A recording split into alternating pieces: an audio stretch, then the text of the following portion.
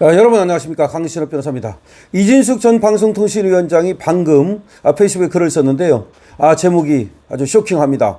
이재명의 제국, 공포의 공화국. 이재명이 황제처럼 짜르처럼 이재명 독재가 행해지는 그런 나라. 그리고 공포의 공화국, 공화국이 공포에 가득 찼다는 겁니다. 자, 이진숙 방송통신위원장 이렇게 말합니다. 민주당과 좌파는 우리가 상상할 수 있는 모든 것을 한다. 우리가 상상하지 못하는 것도 한다. 는 말이 현실이 되었다. 장관급 기관장이 침 이틀 만에 탄핵한다는 것을 누가 상상이나 했겠는가? 탄핵 재판을 진행하던 헌법재판관들조차 국회는 왜 방송통신위원회 상임위원을 추천하지 않는가? 방송통신위원회는 일을 하지 말라는 것이냐?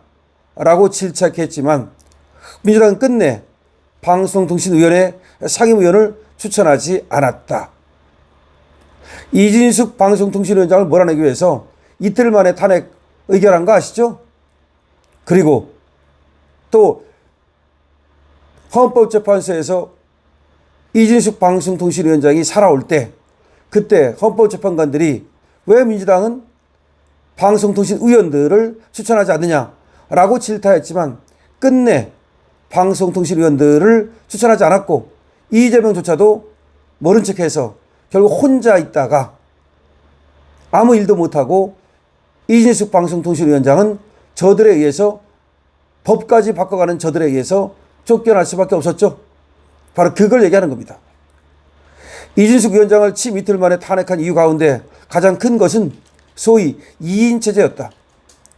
5명이 정원인 방통위의 상임위원회를 2명으로 개최하여 공영방송 이사들을 선임한 것이 주요 이유였다. 그러나 모든 사회 현상에는 원인이 있고 그에 따른 결과가 있다.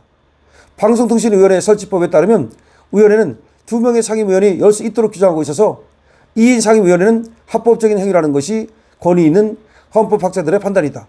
맞습니다. 문제가 없었어요. 근데 그걸 트집 잡아가지고 이진숙 방송통신위원장을 탄핵한다고 난리를 떨었던 거죠. 이진숙 위원장이 취임했던 2024년 7월 31일 MBC의 대주주 방송문화진흥회 이사들은 임기를 12일 남겨두고 있었으며 KBS 이사의 이사들은 한 달의 임기를 남겨두고 있었다. 이사 선임을 위한 실무 절차는 이동관, 김홍일 두 전임위원장 때 마무리되어 방통위에서의 이사 선임만을 앞두고 있었다. 이진숙 위원장의 경우 2023년 21대 국회 때 국민의힘 몫으로 상임위원으로 추천되어 방통위 상황을 계속 지켜보고 있었으며 공영방송 이사 지원자들에 대한 정보도 언론 보도를 통해 파악하고 있었다. 7월 31일 이진숙 위원장은 상임위원회를 열어 김태규 부위원장과 함께 공영방송 이사들을 선임했다. 임기 만료를 눈앞에 둔 공영방송 이사 선임 절차를 진행한 것은 새로 구성된 상임위원들의 당연한 의무였다. 그런데 민주당은 최민희, 김현 등 과방의 소속 민주당 의원들을 중심으로 이진숙 위원장 탄핵 절차에 돌입하여 취임 이튿날 탄핵 소추안을 발의했고 다음날 본회의에서 통과시켜버렸다. 탄핵 통과 후 민주당 의원들은 언론을 통해 탄핵의 정당성을 확신했다. 그리고 그거를 널리 퍼뜨렸다. 이진숙 위원장은 다수상의 민주당 의원들이 언론 매체를 통해 탄핵의 정당성을 확산시키는 것은 자신의 탄핵 심판에 불리한 영향을 줄 수 있다고 우려하게 되었다.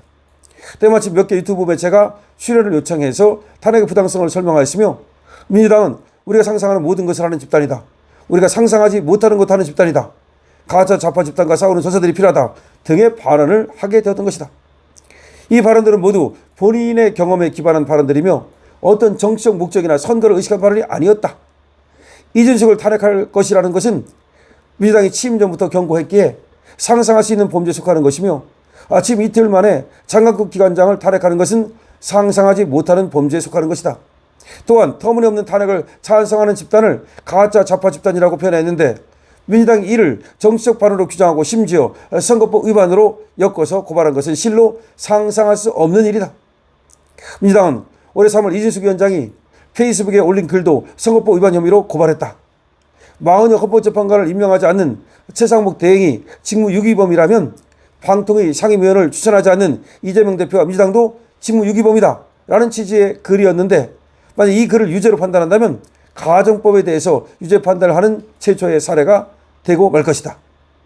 이재명 대표는 그보다 며칠 전인 3월 19일에 최상목 대행에게 마흔여 헌법재판관 임명을 종용하면서 그를 직무유기범으로 규정하고 시민들에게 체포될 수 있다는 식으로 발언했는데 같은 논리를 빌려 방통위 상임위원을 추천해달라고 요청 호소했던 것뿐이다. 만약 이진숙 위원장의 발언들이 유죄 판단을 받는다면 이는 민주당은 성역이라는 판례를 남길 것이다. 사실에 근거한 발언을 해도 민주당을 비판하는 내용이라면 정치 중립 위반이 되고 선거법 위반이 된다는 것이기 때문이다. 이 발언을 했던 2025년 3월은 대통령 선거가 실시될 것이라는 사실은 전혀 알 수가 없었던 시점이다. 윤석열 대통령은 4월 4일에야 파면 결정되었다. 민주당은 4월에 미니 보궐선거에 영향을 미치려고 했다고 주장하지만 경강부회에 불과하다. 조사를 받으면서 기억을 떠올려 봐도 부산교육감 선거만 겨우 기억날 뿐이다. 도대체 어떤 선거가 있기에 내가 거기다 영향을 미치려고 했단 말인가. 이번 사건을 겪으면서 내린 결론은 이것이다. 대한민국은 점점 이재명의 제국이 되어가고 있다. 대한민국은 점점 이재명의 황제 나라가 되어가고 있다. 이재명의 제국에서 이재명을 비판하는 것은 용인되지 않는다.